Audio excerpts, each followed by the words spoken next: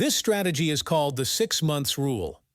Through this strategy, you will learn the 6 months rule and how to apply it to your corporate ladder.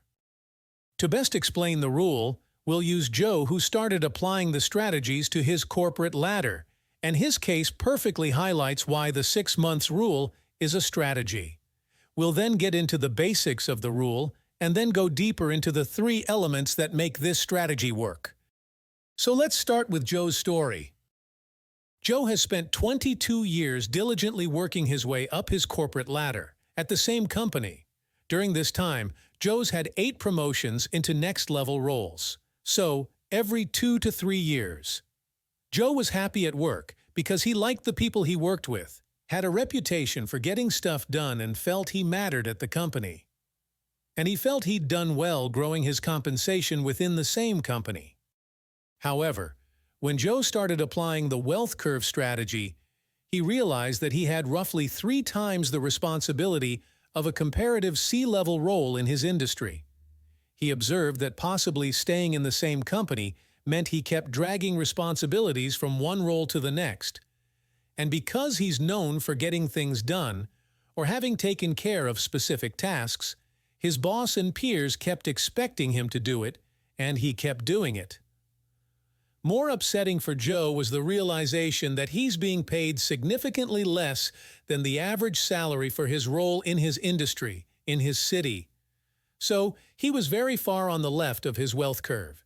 Staying at the same company is not a bad thing, but if you are staying without getting the appropriate salary against the correct responsibilities, you are running the risk of ending up where Joe did.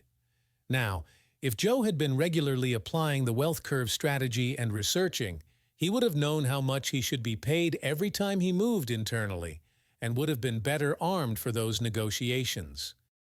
Let's put Joe's compensation gap into stark contrast.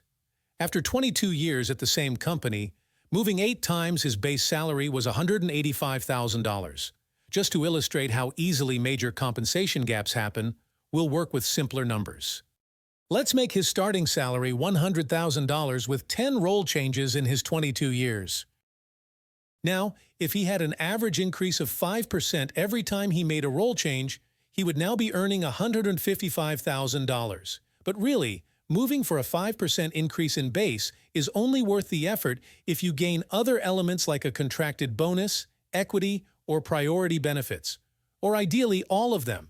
At a 10% average increase, his base would now be $236,000 per year, quite a lot more than what he's currently earning. However, at an average of 20% increase every time he moved. Starting at $100,000, he would now be earning $516,000 per year. The compounded effect of the increases become massive over time, like compounded interest when you save for retirement. What Joe learned through applying the wealth curve was that he was significantly underpaid on his base salary. Here's where the learning for Joe became really painful.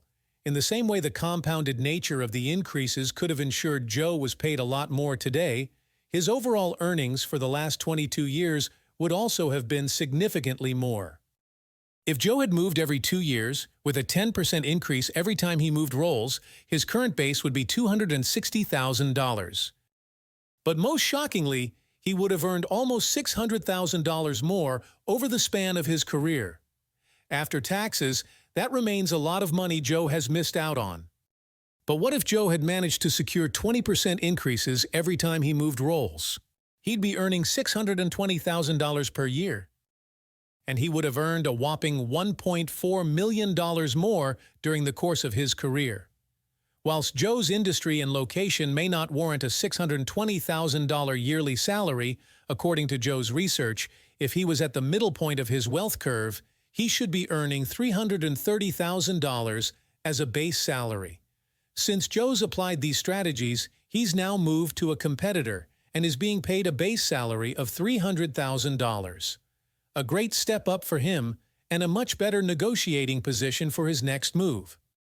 Now let's go on to explore the 6 months rule in the next lesson of this strategy.